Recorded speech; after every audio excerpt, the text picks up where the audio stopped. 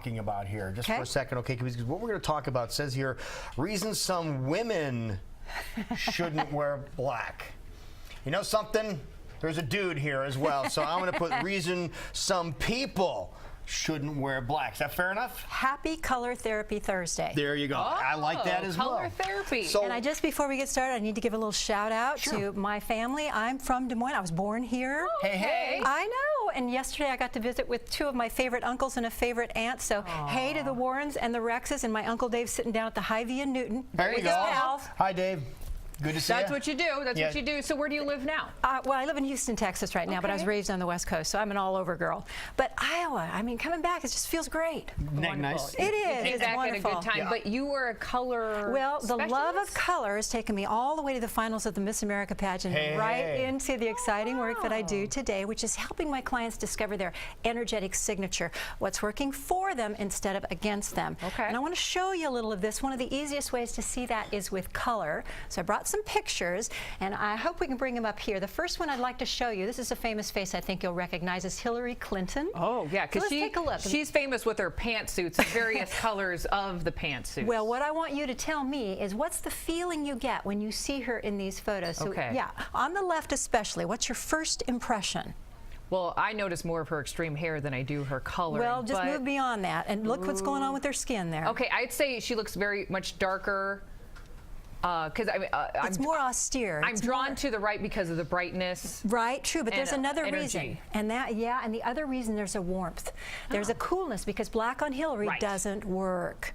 So let's go to someone who's 20 years younger. Now let's go to Gwyneth and see what happens with Gwyneth here. Gwyneth Paltrow? Yes, yes. Okay. And so let's pull her up. And the same thing here. Give me the feeling of her on the left versus her on the right. Not the thought, but the feeling. Same thing with the cool, and then although teal and blue can be a little bit of a cool color as well, but it's still much more brighter on the right. On the left, do you notice it looks sharp, like almost like her head is photoshopped in?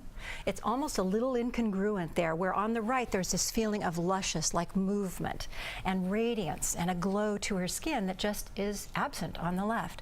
So all we're looking for is, as we get younger, it gets a little bit harder to see. Let's go to our third, and this would be Kirsten Dunst, and she's younger still. Now on the left, what's the first thing you notice?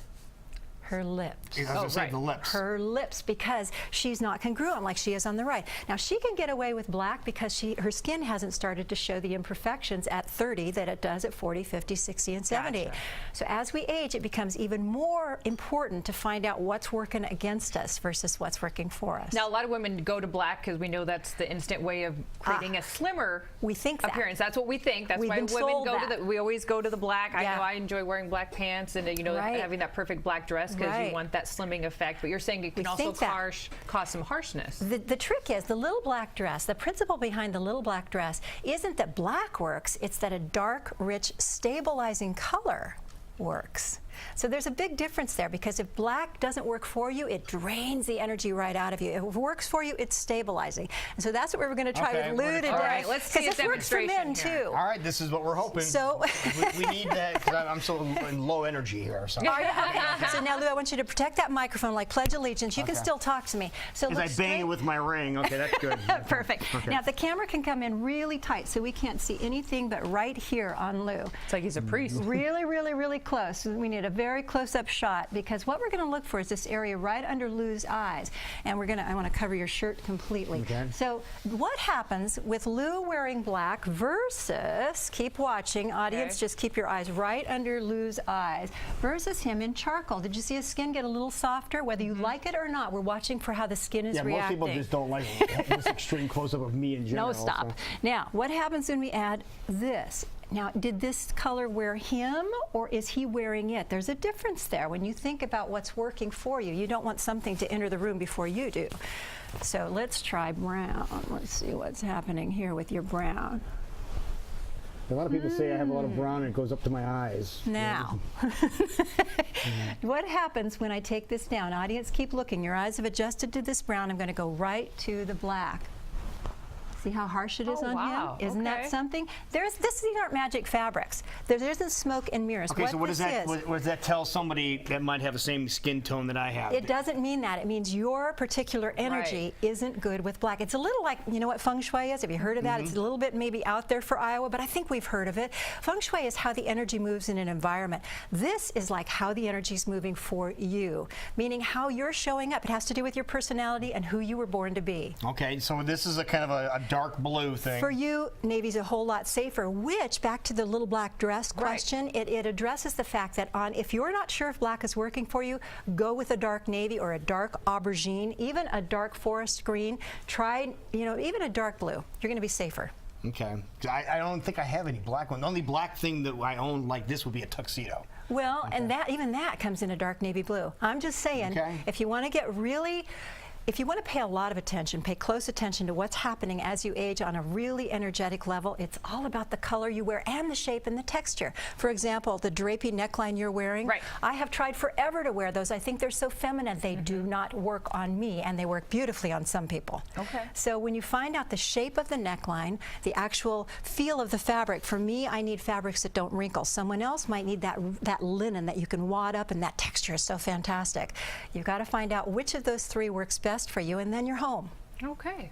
So then for people that can't wear black, do they want to go to the other end of the spectrum then? Do they want to go lighter or No, they want to see black drains color. A lot of directors, I was asking your producer if you have all been told not to wear black, and she said no.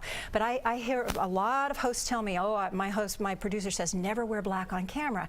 And so what I recommend is go with a navy, you're always safer. Until you can come to Houston and work with me, go with a navy, you're always safer. Let me just show you a quick shopping tool that I developed, because for you, you've got a navy on, you've got a charcoal on, and this brown really kind of liked you. I'm going to try to avoid your microphone here. So what I call, these are my true hue cards, and these little guys have what is called like a radiance of color. Right. And so each one of these is slightly different. Now when I take one of these cards, if you follow me, camera, I'll move slow, and we go over here to the brown, do you see how it feels right here versus follow me over here? The gray, it's not loving it over here. This little card wants to bounce off of this, but it wants to live over here. And so when you learn to shop by the radiance on this card, it simplifies everything. Let me show you a color that does work. It would tell you what colors would work with it. Does. One more card here. This color here on the gray is happier than it is over here. Looks out of place. Yeah, it does. Very good. That's all you need to know. This isn't about matching the tiny little color dot. This is about radiance of color. So you learn to scan a rack. You go, I think that's going to work. You pull it out. You put your card on it. You go, nope. Or if it does work, you go, well, the color's right, but the shape's not right. When you get color, shape, and texture, it solves all your shopping problems. People want to get more information on this. Where can they go? TrueYouMakeovers.com, SandyRoseMiller.com. TrueYouMakeovers.com. Yeah, come see me. TrueYouMakeovers.com. Perfect. Well, thank you so much. Oh, delightful. First impressions last. Make yours a great one. Thank you so much. It is 9:32. How did we do? Great. Okay, thank you. We'll be right back.